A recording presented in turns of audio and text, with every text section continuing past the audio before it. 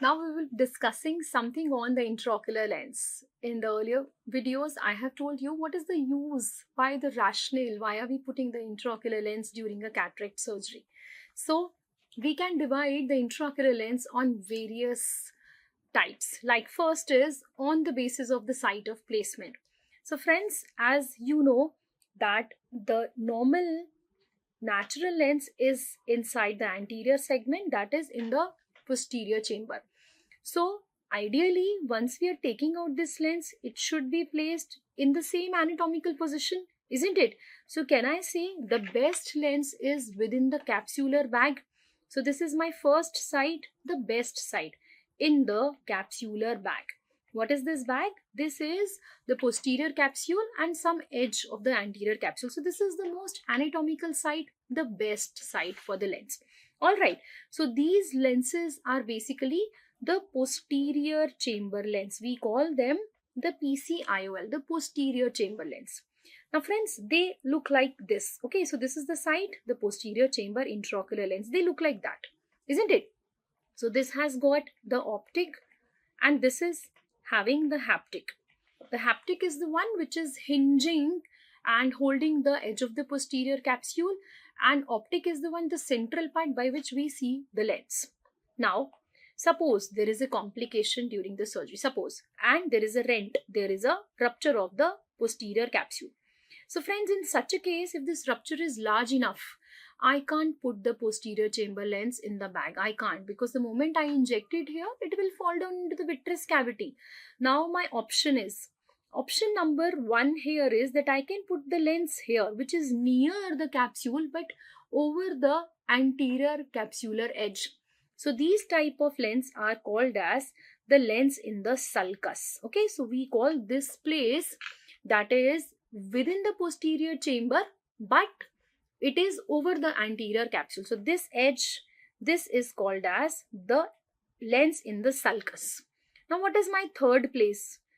In the worst scenario, if I can't do it, I'll be putting the lens into the anterior chamber, and these type of lenses will be my anterior chamber intraocular lens. I told you earlier that I don't want to put anterior chamber intraocular lens because they cause a problem related to UGH syndrome, which nobody wants to afford. Now, sometimes when nothing is present, or when the surgeon doesn't want to put anterior chamber intraocular lens, in such a scenario we have another place which is called as scleral fixated IOL. Okay, so the fourth one will be a different kind of lens which is a scleral fixated. This is a second step surgery, guys. Most of the cases scleral fixated IOL. Okay, so these are the four places where we can put the intraocular lens. So on the basis, we have these type of lenses: the posterior chamber intraocular lens, I told you, and the second one is anterior chamber intraocular lens. I'm sure that you can make out this is different, isn't it? The haptic is very different here. It is very different from the posterior chamber intraocular lens. And please see that whenever we put in anterior chamber intraocular lens, we always make a peripheral iridotomy. This will prevent the high intraocular pressure caused by these lenses. So we always make a anterior chamber intraocular lens के साथ we always make a peripheral iridotomy. Now friends, a question. Why are we mainly interested in putting the lens in the bag? Because I told you it is the proper site, isn't it? This is the most appropriate site. From where we have taken the lens, we should replace it there only. Now it prevents unnecessary damage to the zonules, and very important is magnification. All right. The next is when we are putting it inside the bag, it is held within the bag. It will not decenter, it will not be dislocated. So subluxation kind of complications are less once we are putting it here.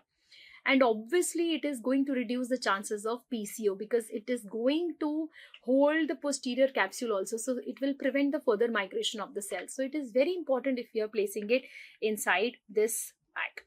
Now friends, the second type of division is on the basis of material.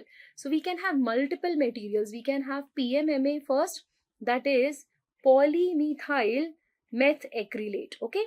Nowadays we are not using it because these are the lenses which we are using for rigid IOL, that is especially for our extracapsular, conventional extracapsular extraction. Now the second one which we are using mainly nowadays is made of acrylic, and they are also made of silicone. Preferred is acrylic. Okay, silicone is also not bad, but silicone IOLs are avoided, especially people who are already having diabetic retinopathy, or they are having diabetes likely to develop a retinopathy, because once we put silicone oil after we are doing vitrectomy surgery, so we put silicone oil in the vitreous cavity, and the moment we put it, the silicone oil has a tendency to get adhered to that IOL surface. So suddenly when we are doing the surgery, the visibility is gone. It also makes the PCO laser difficult. Okay, obviously, this has an affinity to the silicone oil, so the particles get stick to the surface. So the magnification, the kind of visibility that we are having during the surgery, this is certainly gone. So can I say these type of lenses are avoided in patients who are diabetic and likely to have a retinopathy? So acrylic, I would say, is the most preferred substance. We have other substance also like Collamer. Okay, Collamer lenses can also be used, but nowadays in market, most of the time we are using these acrylic lenses only. Now friends, the acrylic lenses can be further divided into hydrophobic and hydrophilic. Now, I'm sure that you know the name hydrophilic, love or affinity for water. Philic, phobic, they are scared of water, isn't it? So what do you mean by that exactly? So hydrophilic, they have a high water content, and that is why they have a high tissue compatibility. Now these lenses are used by some surgeons because it is very easy to insert and less chances of uveitis, less flare, less reaction in the anterior chamber. But most of the surgeons are now using hydrophobic lenses. Though they have less water content, they have the high chances of flare and slightly difficult, to be inserted. But very, very important is that they have less chances of PCO formation, posterior capsular opacification. So my preferred lens, most of the surgeons are nowadays using acrylic hydrophobic lens, if at all they give you a question. Okay. Now, the third division is on the basis of focal lengths. So guys, most commonly we are using this kind of lens. These are called as unifocal lenses. Unifocal as in we are mainly correcting for the distant vision. Now after cataract surgery, I hope you know that only distant vision is corrected. This is the most commonly placed lens, the normal posterior chamber intraocular lens, which corrects only for distance. Now what about the function of accommodation? What will I do if I have to read if I have a unifocal lens? I have to put glasses for the reading purpose. Okay. Remember, this is another very important question. Now, people who do not want to have near vision glasses, they can have an option of multifocal lenses. Okay. Multifocal IOL. So remember, guys, this is an image based question also. Very easy to identify. It has multiple rings in the center. Okay. Now, what do you prefer? Multifocal or a unifocal? So friends, this is not a question. This is depending on the patient's preference and the money what they can spare. Because multifocal, definitely these are very costly lenses. Now remember what is also the problem with the multifocal lens. It has got different focal, different segments which have different focal powers. So once you are in a different pupillary conditions, like different light conditions, your pupil will become small, your pupil will dilate, pupil will become small, pupil will become dilate. So sometimes few zones are exposed, sometimes only one or two zones are exposed. So that is the problem with the multifocal lens, that these people may have problems related to glares or some kind of visual phenomenon. Okay. Some people have problems with the night driving because they see colored halos kind of pattern. This is only because of the change in the pupillary size due to different light conditions. Okay, so this is one problem with multifocal IOLs. Now, something more in detail. These multifocals are of two types, refractive and diffractive. What I have shown you here is a refractive multifocal which has got a bullseye lens pattern. We also have diffractive multifocals where one side is aspheric and one side has multiple grooves. Okay, so what is the use of each of them? Very easy. Diffractive is actually pupil independent. Diffractive is for people who want to have a nighttime driving. Okay, they want to have a nightlife. So diffractive are for them. Refractive. Refractive is when the people are having a lot of computer activities. They are working as an IT professional and they have to use their desktop.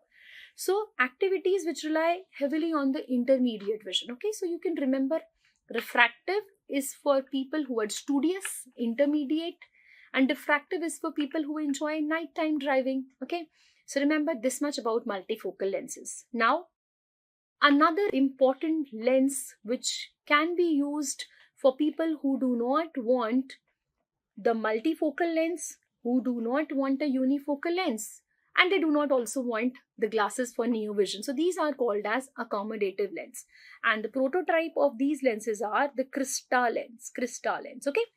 Now what happens? Identify the picture. This is also a image based question. Can you see the haptic is having a different kind of loop? Yes, this is a loop here.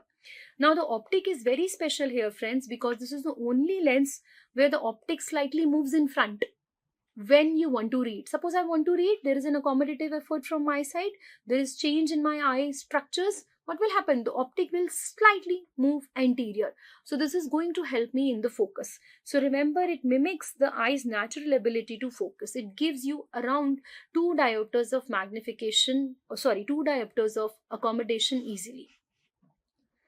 Now, some special type of IOLs, guys. I hope you know that we have a complication after cataract. This is called as after cataract or posterior capsular opacification.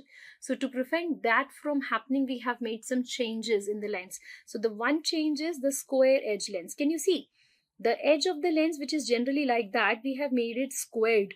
So it is blocking the migration of the lens epithelial cells towards the posterior capsule. So this will help in the PCO formation, prevent in PCO formation. Now the second one is aspheric lens, people who have lot of spherical aberrations. Okay? So they prevent lot of spherical aberrations.